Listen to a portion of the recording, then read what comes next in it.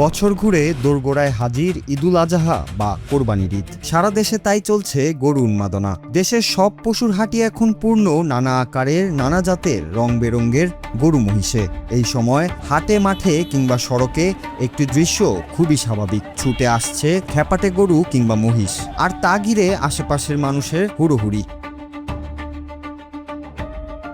কোরবানির মৌসুমে এমন দৃশ্য যেমন উপভোগ্য, তেমনি এমন ঘটনা আপনার জন্য হতে পারে বড় ক্ষতির কারণ। ধরুন, আপনি রাস্তা দিয়ে বা হাটের সামনে দিয়ে হেঁটে যাচ্ছেন, হঠাৎ দেখলেন বড় বড় শিং নিয়ে তেড়ে আসছে পাগলা গরু। তখন কি করবেন? হঠাৎ এমন পরিস্থিতিতে পড়লে বুকে কাঁপন ধরাটাই স্বাভাবিক, কিন্তু প্রথম নিয়ম হলো কোনোভাবেই প্যানিক বা আতঙ্কিত হওয়া যাবে না। যখনই দেখবেন কোনো গরু খ্যাপাটে আচরণ করছে, ভুলেও তার চোখের দিকে সরাসরি তাকাবেন না। পশুরা চোখের দিকে তাকানোকে চ্যালেঞ্জ বা হুমকি হিসেবে ধরে। আর হ্যাঁ, চিৎকার চেঁচামেচি করে চারপাশের পরিবেশ আরও গরম করবেন না। এতে গরুটি আরও বেশি হিংস্র হয়ে উঠতে পারে। তাই নিজেকে শান্ত রাখুন এবং দ্রুত চারপাশটা এক নজরে দেখে নিন।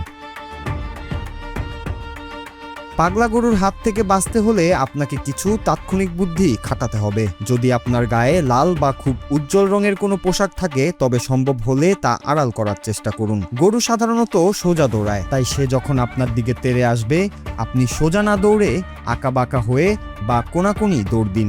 সবচেয়ে ভালো হয় যদি আশেপাশে কোনো শক্ত দেয়াল, গাছ, দোকান বা গাড়ির আড়ালে দ্রুত পজিশন নিতে পারেন। মনে রাখবেন, গরুর সাথে শক্তিতে যেতে অসম্ভব, তাই এখানে বুদ্ধির খেলাই আপনার একমাত্র ভরসা। যদি দেখেন পালানোর কোনো পথ নেই এবং গরুটি একদম কাছাকাছি চলে এসেছে, তবে নিজের মাথা ও বুক বাঁচাতে কুঁকড়ে মাটির সাথে মিশে যান, অথবা হাতের কাছে থাকা কোনো শক্ত লাঠি বা ব্যাগ দিয়ে তাকে চমকে দেওয়ার চেষ্টা করুন। তবে সবচেয়ে বুদ্ধিমানের কাজ হলো এই ঈদের মৌসুমে হাটে বা রাস্তায় চলাচলের সময় একটু বাড়তি সতর্ক থাকা। বিশেষ করে শিশু ও বয়স্কদের একা হাটে বা গরুর সামনে যেতে না দেওয়া। একটু সচেতনতাই পারে আপনাকে এবং আপনার পরিবারকে একটি বড় দুর্ঘটনা থেকে রক্ষা করতে। তাই নিজে জানুন, সুরক্ষিত থাকুন এবং নিরাপদ ঈদ উপভোগ করুন।